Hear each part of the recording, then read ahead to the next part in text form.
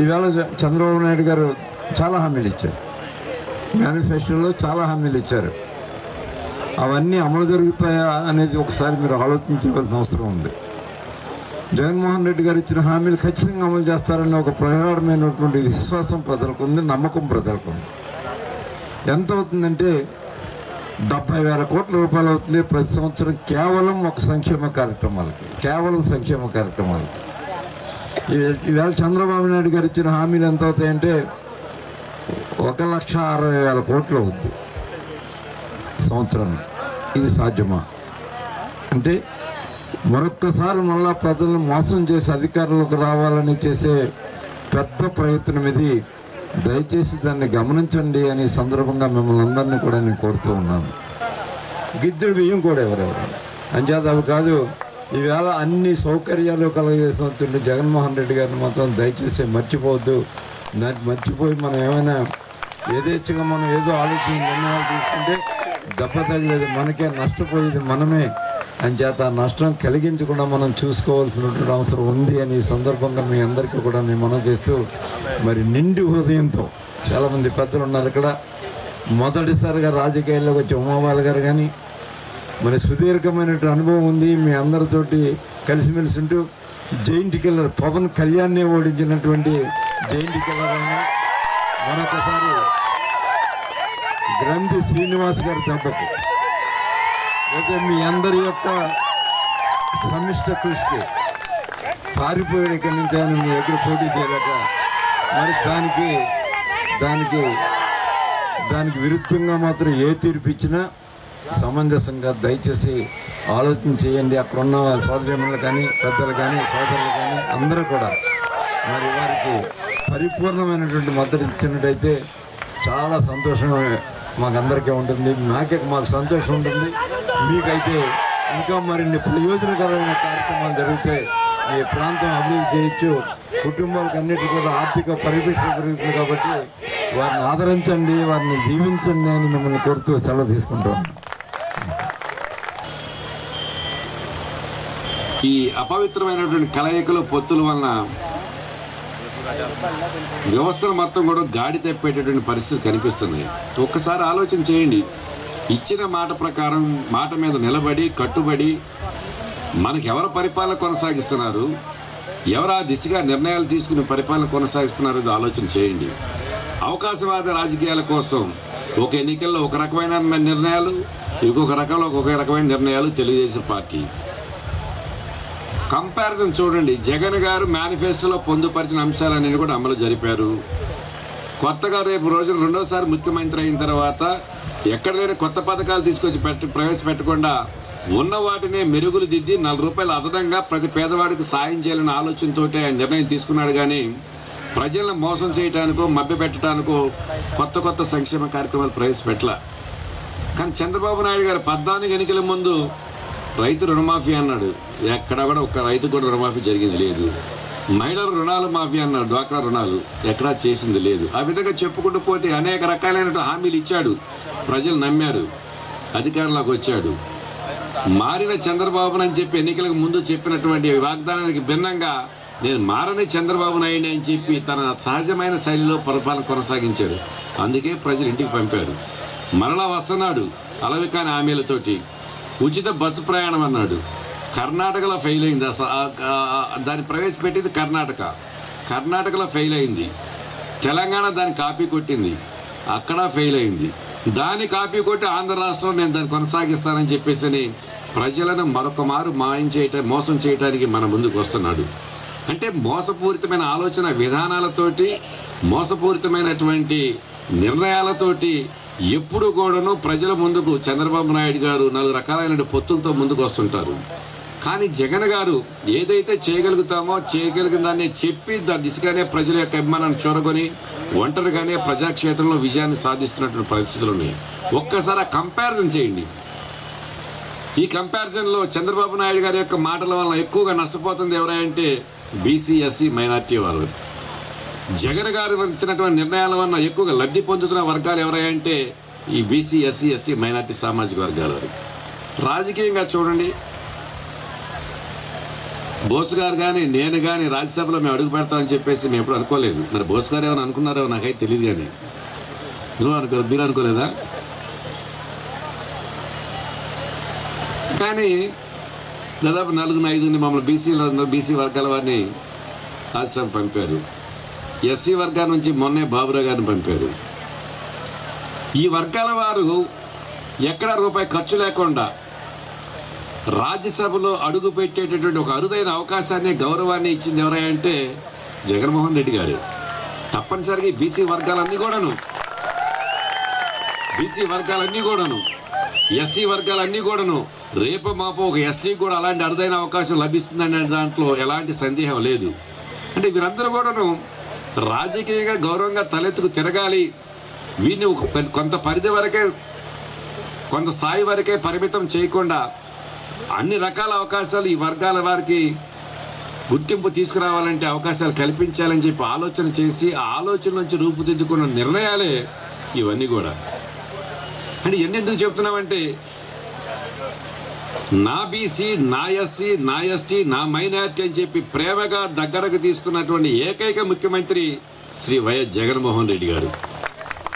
అందులో ఉదాహరణకు ఇలాంటి అంశాలు ఎన్నో ఉన్నాయి. సంక్షేమ కార్యక్రమాల్లో బీసీ వర్గాల వారు ఎక్కువ లబ్ధి పొందుతున్నారు. ఇవాళ రాజకీయపరమైన నిర్ణయాలలో బీసీ వర్గాల వారు ఎక్కువ లబ్ధి పొందుతున్నారు. ఏ అంశాలు చూసుకున్నప్పుడు కూడా శాసనసభ్యులు కావచ్చు, మంత్రివర్గం కావచ్చు, రాజ్యసభ కావచ్చు, ఏ రంగంలో ఏ అంశంలో చూసుకున్నప్పుడు కూడా ఈ వెనుకబడిన తరగతి వర్గాల వారు ఎక్కువగా లబ్ధి పొందుతున్నారు అనే దాంట్లో ఎలాంటి సందేహం లేదు. ఇలాంటి పరిస్థితులు ఒకవైపేమో ఎక్కడ లేని పెద్దలందరూ కూడా ఒక్కలే కలిగారు. జగన్మోహన్ రెడ్డి గారేమో భారతదేశంలో ఏ ముఖ్యమంత్రి ప్రవేశపెట్టలేనటువంటి అనేక రకాలైన సంక్షేమ కార్యక్రమాల ద్వారా ఆర్థిక చేయూతని, ఆర్థిక స్వావలంబన కల్పిస్తూ ఇవాళ ఎన్నికలకు వచ్చారు. చాలా రాష్ట్రాల్లో ఎదురు చూస్తున్నారు. ఇన్ని రకాలైన సంక్షేమ కార్యక్రమాలు జగన్ గారు ప్రవేశపెట్టారే, ఆంధ్ర రాష్ట్ర ప్రజలు ఎలాంటి తీర్పునిస్తారు? సంక్షేమానికి గుర్తింపుగా జగన్ గారు ఓటేస్తారా?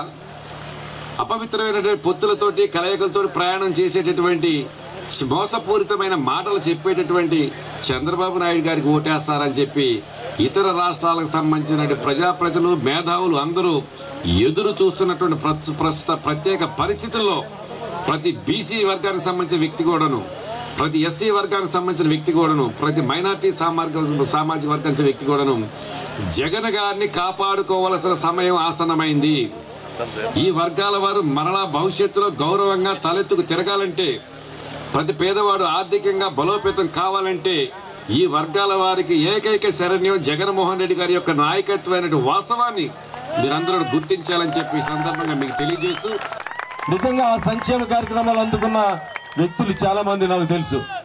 ఒక ఊరు పంచాయతీ ప్రెసిడెంట్ కి సుమారు 11 లక్షల రూపాయలు సంక్షేమ పథకాల ద్వారా ఆయన అకౌంట్ లో డైరెక్ట్ గా పడటం జరిగింది. జగన్మోహన్ రెడ్డి గారి వల్ల 11 లక్షల లబ్ధి పొందిన ఆ వ్యక్తిని, తెలుగుదేశం పార్టీకి సంబంధించిన వ్యక్తిని, ఆ గ్రామ సర్పంచ్ని అడుగుతున్నాను, చంద్రబాబు నాయుడు గారి టైంలో నీ కుటుంబానికి నీకేమన్నా మేలు జరిగిందా? జరగకపోయినా జగన్మోహన్ రెడ్డి గారి వల్ల మేలు జరుగుంటే ఇవాళ అదే వ్యక్తి ఉపకారాన్ని పొంది జగన్మోహన్ రెడ్డి గారిని విమర్శిస్తా ఉన్నాడు. సోదరులారా, మీరు మారండి. చంద్రబాబు నాయుడు గారు బీసీల పట్ల, ఎస్సీల పట్ల, మైనార్టీల పట్ల ఏ రకంగా దుర్మార్గంగా వ్యవహరించారు, వాళ్ళ పట్ల ఎటువంటి భావన ఆయన మనసులో ఉన్నదనేది మీరందరూ గ్రహించండి. ఇవాళ బీసీలు, ఎస్సీ, ఎస్టీలు, మైనార్టీల తరఫున వాళ్ళ పేదరికం పట్ల అంకిత భావంతో వాళ్ళ పేదరికం నుంచి పైకి తీసుకురావాలని, వాళ్ళకి విద్యని సంపదగా ఇవ్వాలని, వాళ్ళలో ఇంజనీర్లు, డాక్టర్లు రావాలని, ఐఏఎస్లు రావాలని, ఐపీఎస్లు రావాలని, వాళ్ళ కోసం, వాళ్ళ బాగు కోసం తపన పడుతున్న వ్యక్తి ఎవరన్నా ఉంటే కనుక అది జగన్మోహన్ రెడ్డి గారు.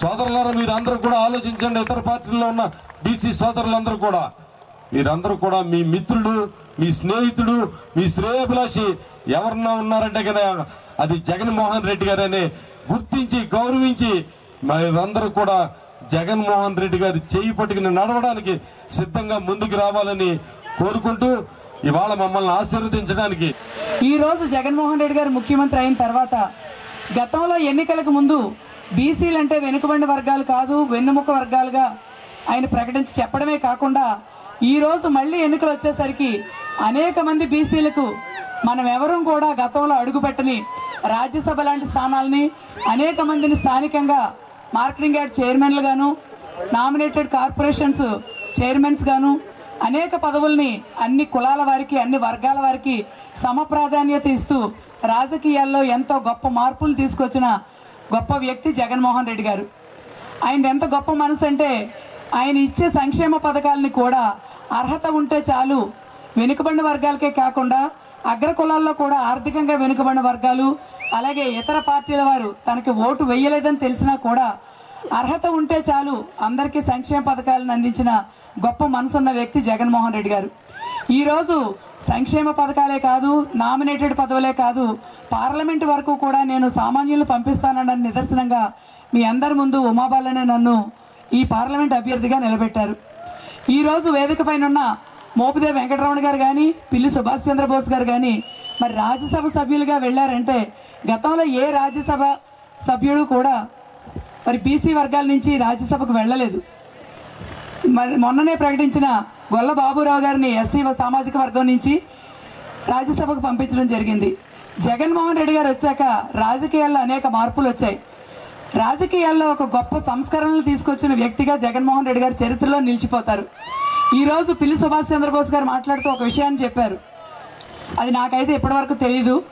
కాపులు సెట్టుబల్జులు కలిస్తే ఒక సునామీ వస్తుంది, ఒక తుఫాన్ వస్తుందని చెప్పారు. జగన్మోహన్ రెడ్డి గారు ఎంత గొప్ప ఆలోచనతో ఇక్కడ నన్ను ఒక పార్లమెంట్ అభ్యర్థిగా పెట్టారన్నది ఆయన మాటలు విన్న తర్వాత అర్థమైంది. ఇక్కడ ఎప్పుడు కూడా మనం అందరం సోదరభావంతో కలిసే ఉంటాం. మరి రాబోయే ఎన్నికల్లో బీసీలకు అనేక సీట్లు కేటాయించారు. మనకి ఎదగడానికి ఒక అవకాశం వచ్చినప్పుడు మనం అందరం కూడా అందిపుచ్చుకొని ఎదగాలి. ఒకే మాట మీద ఉండి పూర్తిగా జగన్మోహన్ రెడ్డి గారు మన మీద పెట్టిన నమ్మకాన్ని నిలబెట్టుకుని అత్యధిక మెజారిటీతో మనమంతా ఒక మాట మీద నిలబడి మన అభ్యర్థులు గెలిపించుకోవడమే కాకుండా గతంలో ఎక్కడ ఏ ఓసీ అభ్యర్థి పోటీ చేసినా కూడా మనమంతా వారి వెనక సోదరభావంతో ఎన్నికల్లో ప్రచారాల్లో కానీ వారి గెలుపులో ముఖ్య పాత్ర పోషించేవాళ్ళం. ఈరోజు బీసీలకు కొన్ని టికెట్లు ఇవ్వడం వల్ల వారు ఓసీ అభ్యర్థులతో కలిపి బలం అవుతామని జగన్మోహన్ రెడ్డి గారు భావించారు. కాబట్టి పార్లమెంట్ అభ్యర్థిగా నన్ను అత్యధిక మెజార్టీతో మీ అందరి ఇంటి ఆడపడుచుగా ఆదరిస్తూ నన్ను గెలిపించి నాతో పాటుగా మనం ఏదైతే బీసీలు బలం అవుతామని కోరుకున్నారో జగన్మోహన్ రెడ్డి గారు ఎమ్మెల్యే అభ్యర్థులందరికీ కూడా పార్లమెంట్ పరిధిలోని 7 ఎమ్మెల్యే అభ్యర్థులకి కూడా మనం బలంగా మారి ఎమ్మెల్యేలు కూడా అత్యధిక మెజార్టీతో గెలుపొందడంలో ముఖ్య పాత్ర పోషించి మళ్ళీ జగన్మోహన్ రెడ్డి గారు చెప్పిన విధంగా గతంలో కన్నా ఎక్కువ వైనాట్ 175 అనే విధంగా మరి అన్ని అసెంబ్లీ నియోజకవర్గాల్ని గెలిపించి మళ్ళీ మనకి గొప్ప అవకాశాన్ని ఇచ్చిన జగన్మోహన్ రెడ్డి గారిని ముఖ్యమంత్రిని చేసుకోవడంలో ముఖ్య పాత్ర పోషించాలి. నమస్తే అండి. ఇది వ్యాపారం గురించి కాదు, ఓటు గురించి. ఎన్నికల్లో ఓటు వేయడం మన హక్కు మాత్రమే కాదు, కర్తవ్యం. ఎంతో మంది మహా నేతలు శ్రమించి ప్రాణత్యాగం చేసి ఈ అవకాశాన్ని మనకిప్పించారు. అందరూ ఓటు వేద్దాం. ఎందుకంటే ఓటు హక్కు ఊరికే రాదు. నా ఓటు ఎవరికో తెలుసా? అది సీక్రెట్ అండి.